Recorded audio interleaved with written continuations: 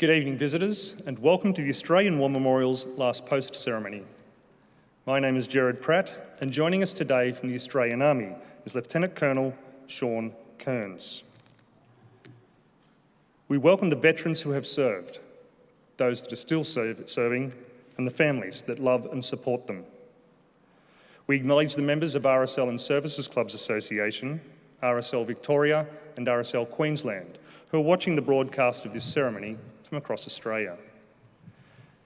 During this evening's ceremony, wreaths will be laid at the base of the Pool of Reflection by visitors to the memorial. If able, please stand and join in singing the National Anthem.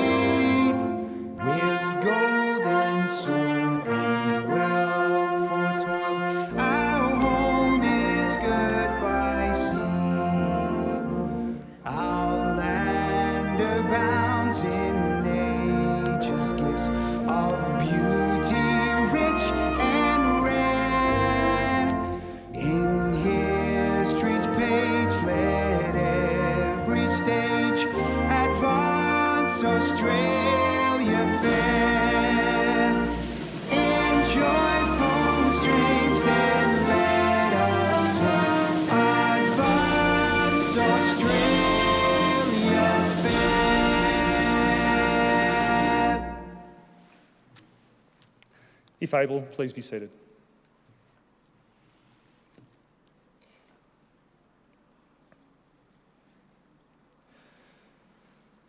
The Australian War Memorial was the vision of Charles Bean, Australia's First World War official historian. Bean landed with the Australian troops on Gallipoli and stayed with them at the front through until the end of the war. The idea of this national memorial and museum came to him at Pozières, France, in the depths of the bloody fighting of 1916. Bean's idea was that this would be a place where families and friends could mourn loved ones buried in faraway places. It would also be a place that could help all Australians understand what these men and women had endured and what they had done for us. Bean's vision, to which we remain true, is best expressed as inscribed in the entrance to the memorial's galleries. Here is their spirit, in the heart of the land they loved, and here we guard the record which they themselves made. Tonight, we will read the story behind just one of those on the Roll of Honour, which lists the names of more than 102,000 men and women who've given their lives for us in war and on operations for more than a century. But first, we present a lament, Flowers of the Forest. Wreaths or floral tributes will now be laid at the base of the Pool of Reflection.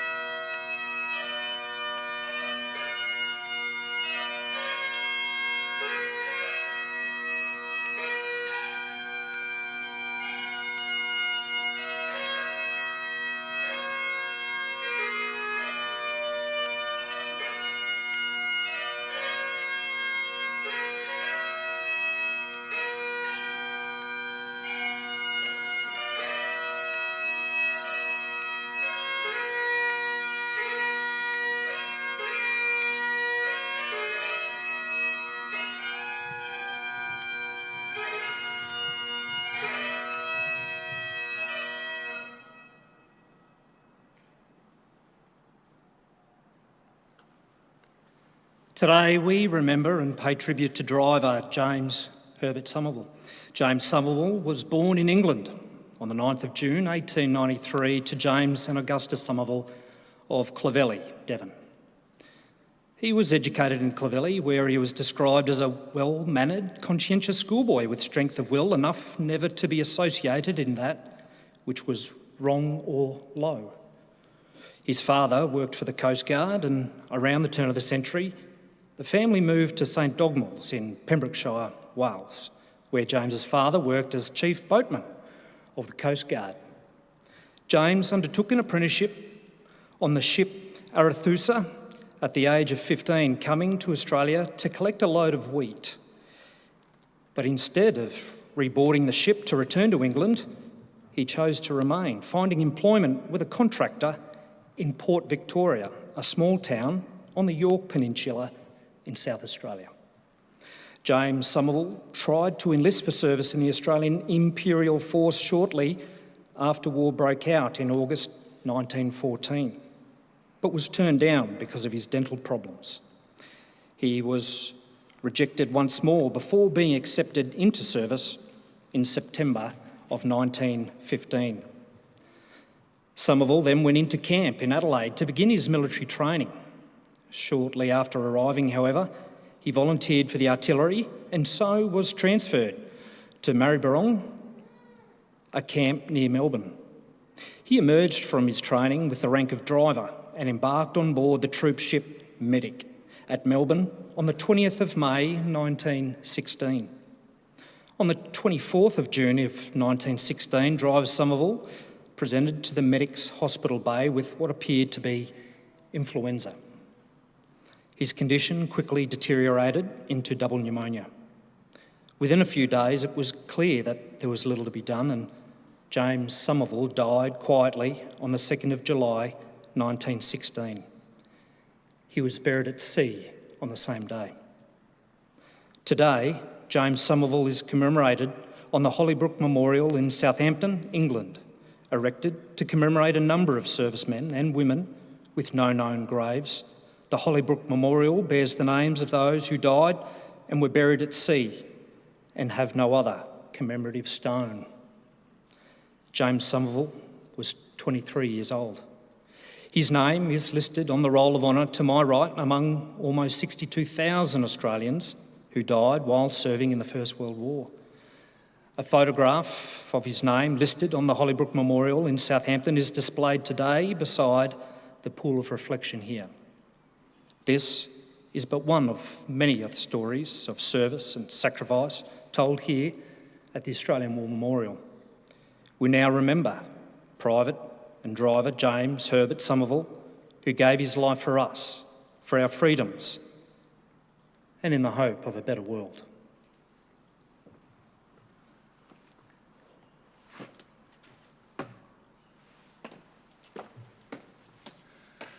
Please stand for the reading of the Ode and the sounding of the last post.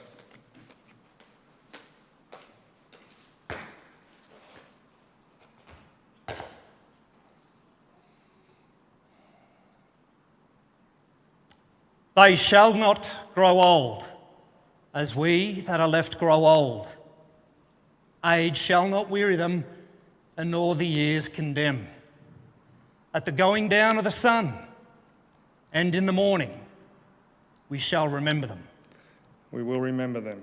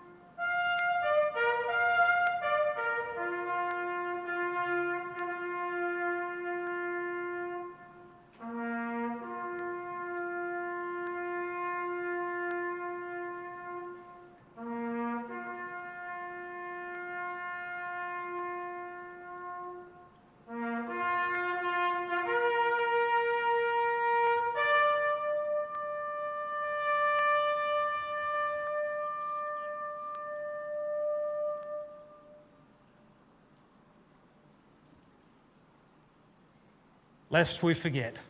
Lest we forget.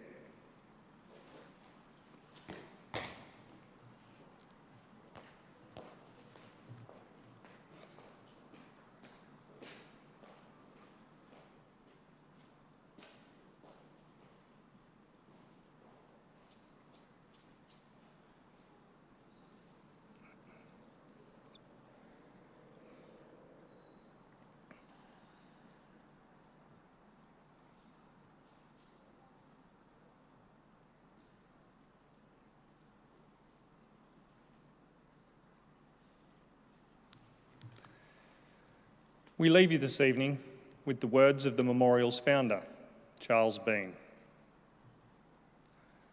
Many a man lying out there at Pozières, or in the low scrub at Gallipoli with his poor tired senses barely working through the fever of his brain, has thought in his last moments, well, it's over.